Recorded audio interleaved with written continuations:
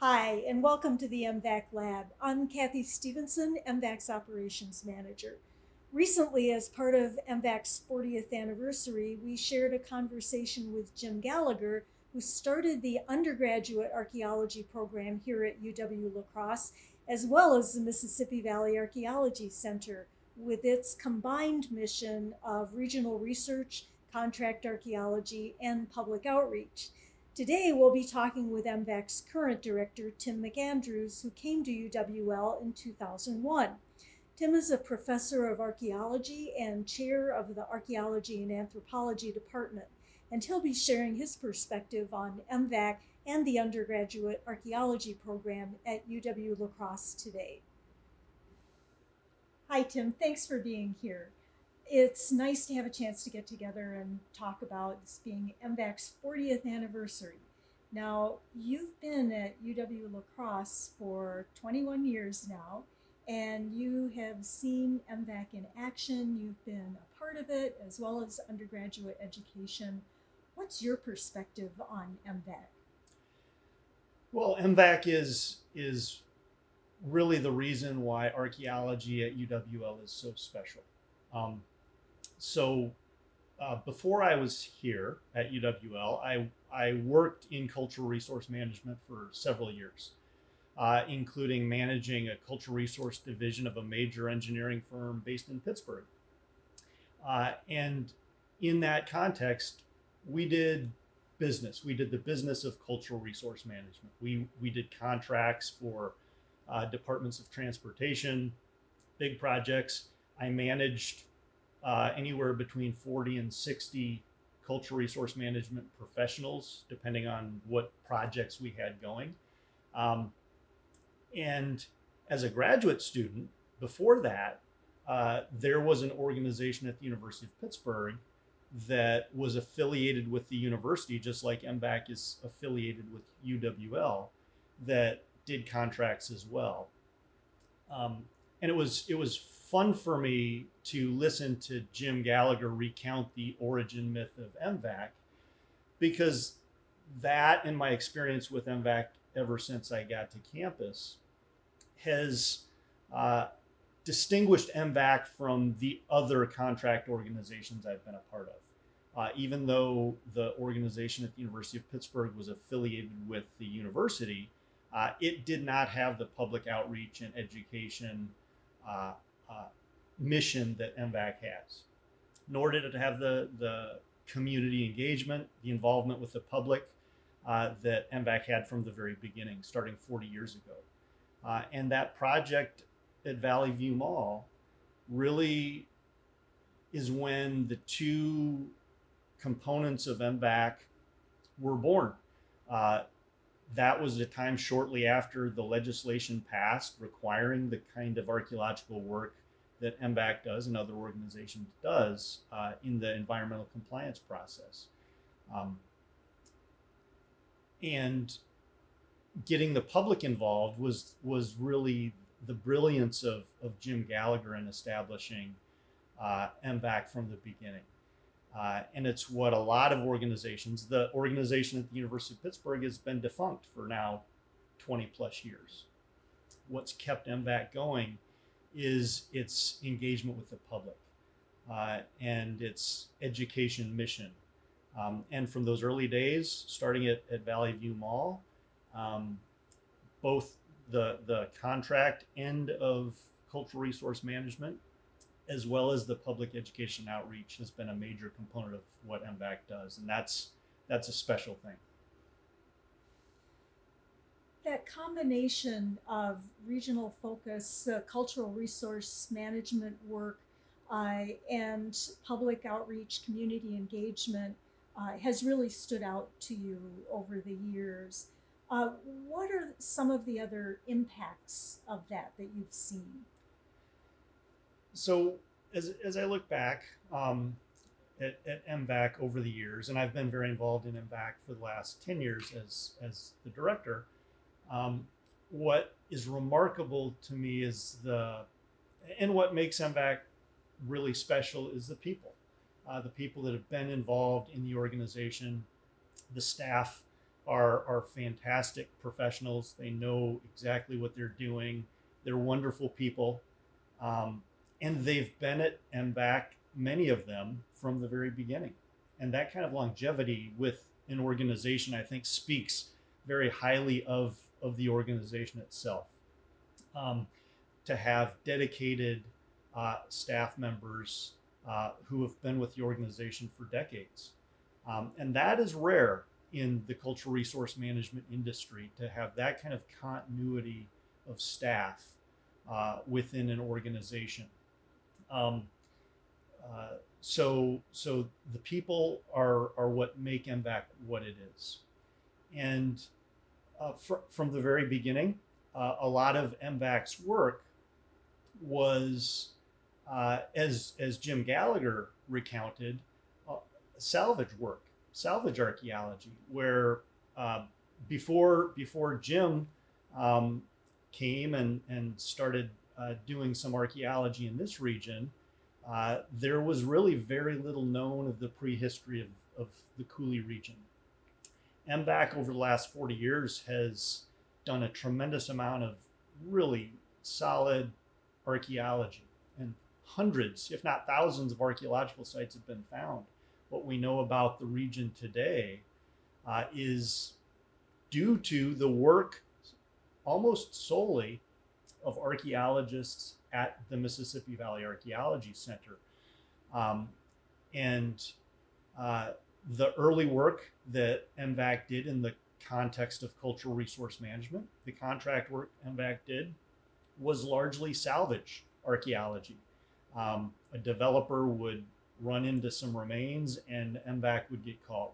And archaeologists, the dedicated staff and professionals at MVAC would go and do the necessary work. But over the years, these outstanding professionals here at MVAC have established long-standing relationships with individuals at organizations throughout Wisconsin that are involved in cultural resource management kind of work. Developers, government agencies, local organizations and companies who have engaged in development of their own. And MVAC has been there all along, working with these organizations, working with the municipalities of La Crescent, Minnesota, and La Crosse and Onalaska, and establishing relationships with individuals and with these organizations, so that whereas early on, when not a lot was known about the archaeology of the region, MVAC found itself dealing with salvage situations and last minute archaeology.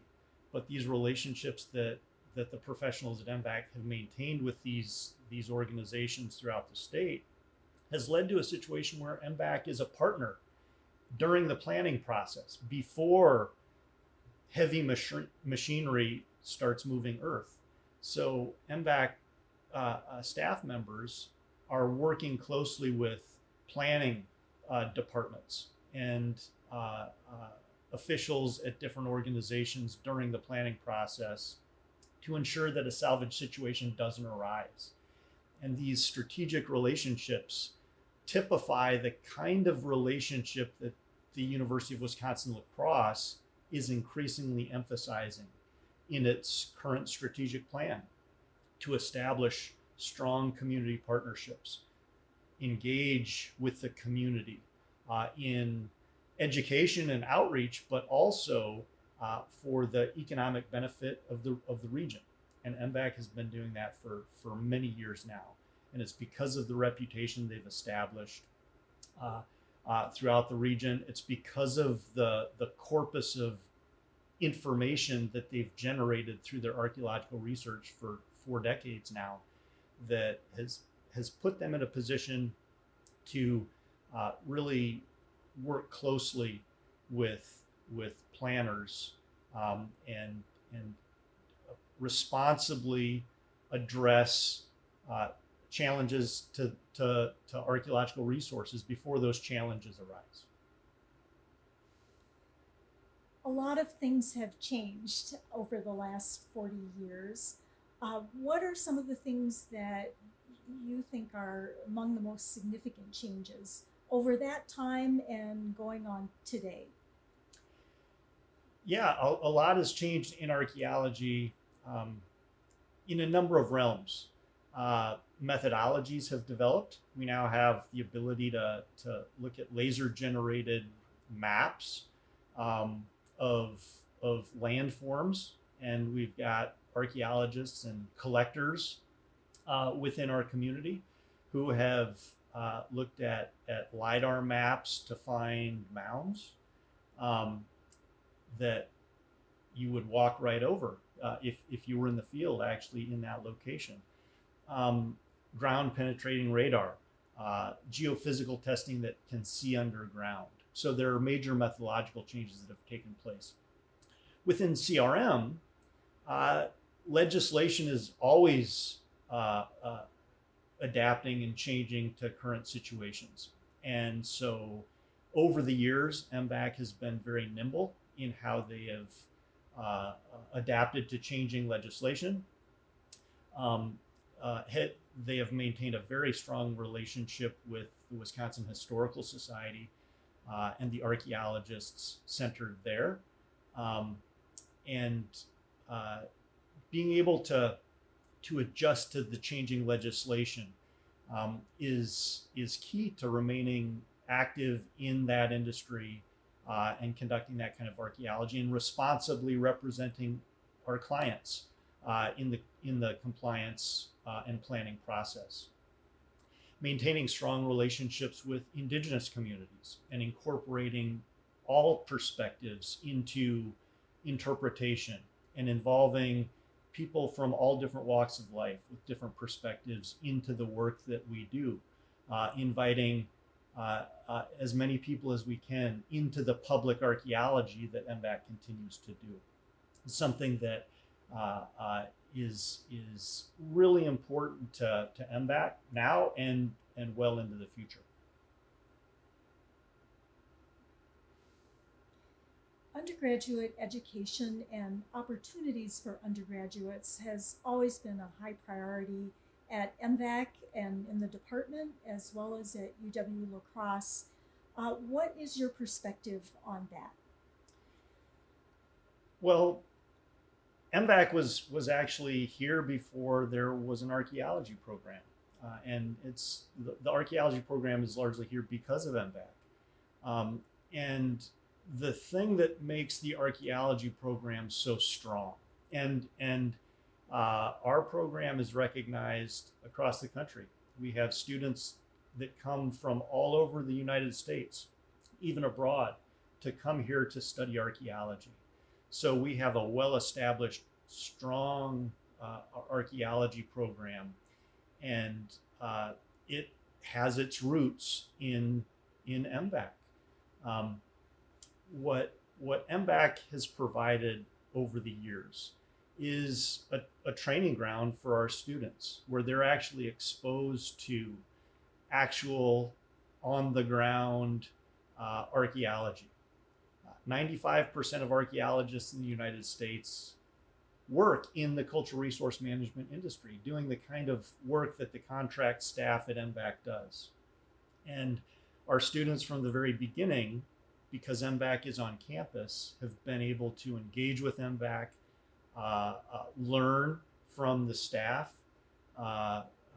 be involved in some of the basic work that is done within the cultural resource management industry. So the beginning of the program goes back to the beginning of MVAC. And the program has grown ever since. One of the things that was interesting for me to hear Jim Gallagher talk about was how so few resources were available in the very beginning. I've been here for 21 years, and what I've been amazed by is the amount of resources the university is willing to provide the archaeology program because of the strong reputation we've established. And our relationship with MVAC is a major part of that. So I talked about new technologies. We've got most of the geophysical equipment that is used to look underground to find archaeological remains before disturbing the surface, because of the support from the university. There is uh, uh, hardly a promotional flyer for UWL that I've seen that doesn't have archaeology on the face of it. So what is unique about the archaeology program here at UWL, and it goes back to its connection with MVAC, is the fact that we're one of the marquee programs at this university.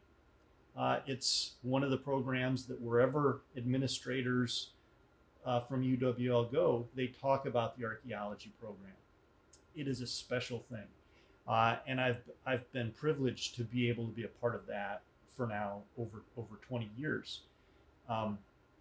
The undergraduates, when I first came, and it continues to be the case, because of the amount of hands-on experience we're able to provide those students, just have an unmatched experience at this university that other undergraduates don't get elsewhere.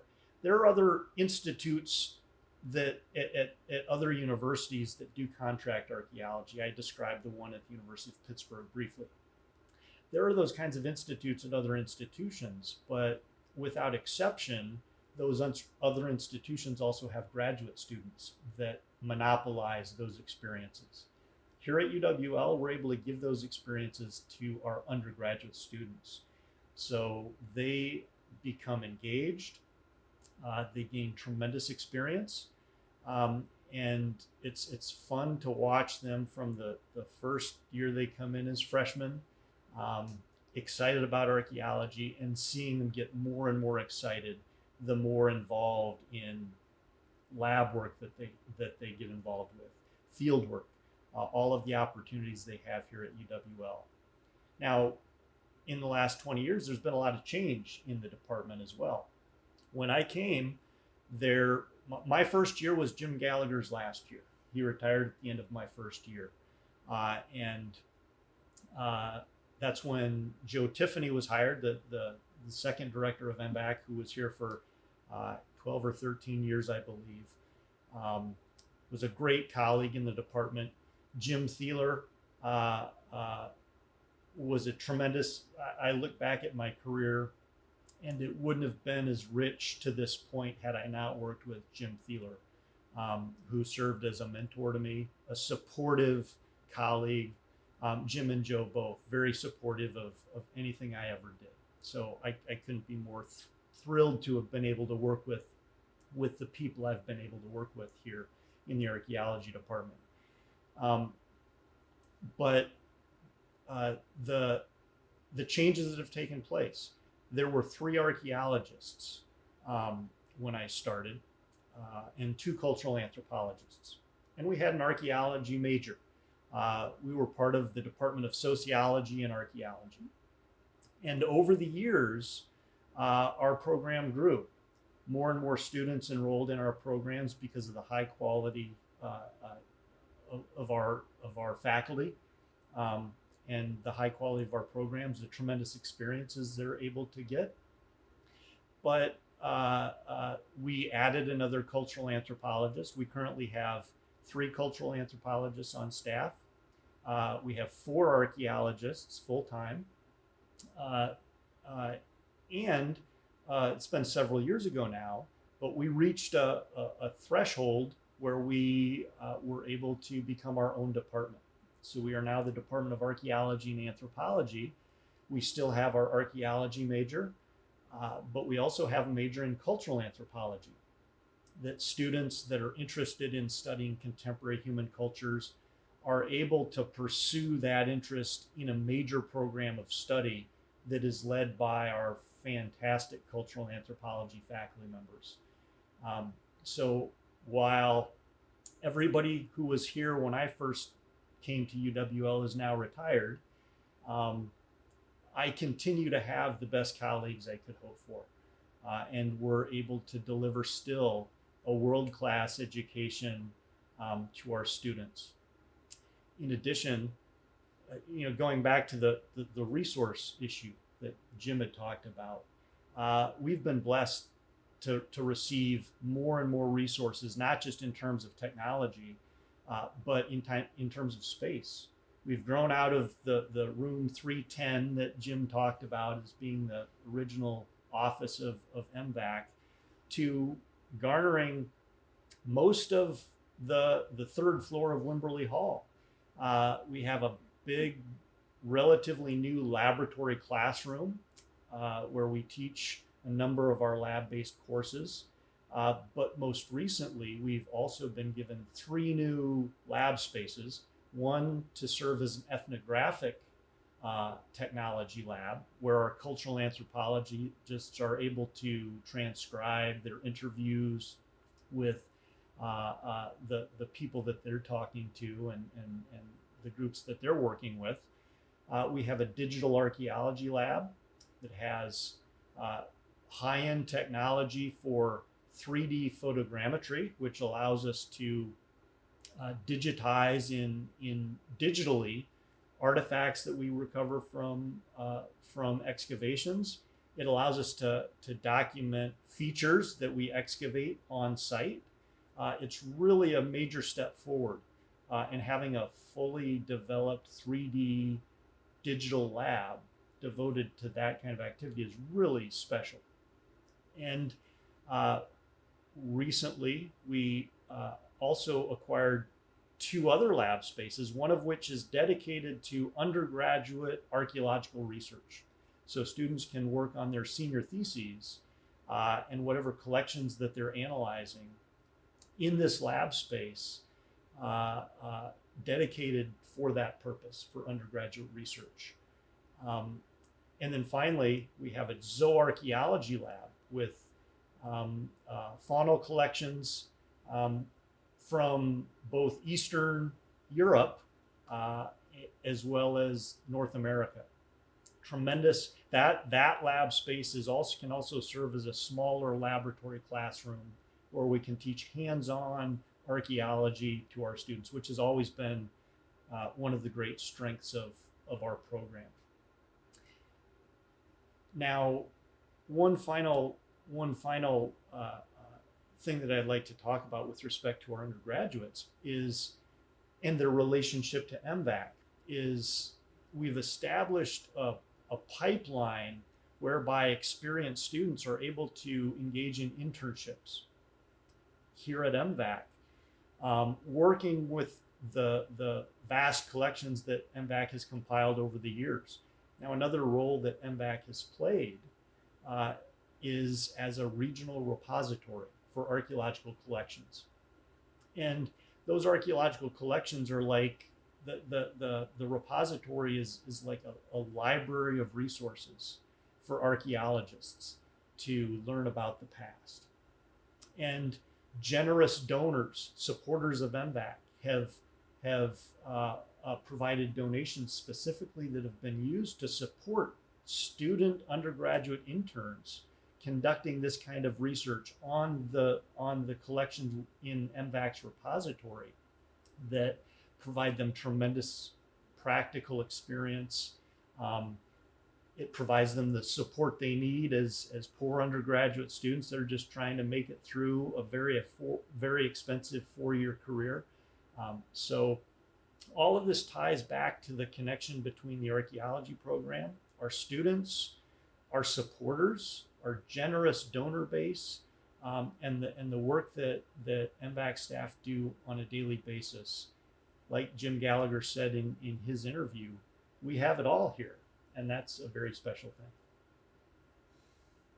In thinking back over MVAC's 40 years, it seems as though Jim Gallagher's initial vision has really held up pretty well, both in terms of the academic program, which has grown and become something beyond anything he would have even imagined, and also with respect to MVAC and the combination of things that MVAC does.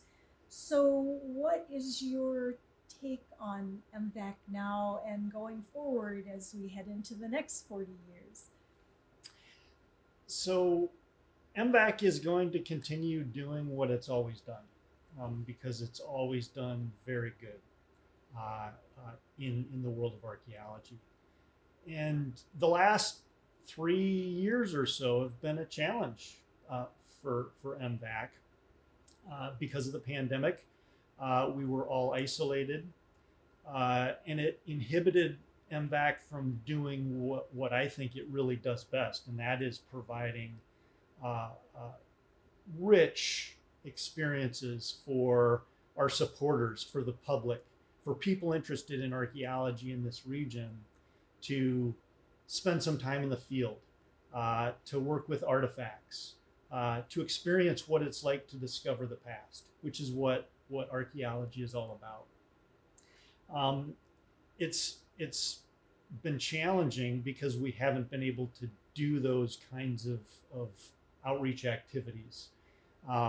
Instead, we built on what had become an already strong digital presence even before the pandemic. But what the pandemic did was required us to engage in public outreach in new ways and expand our digital presence.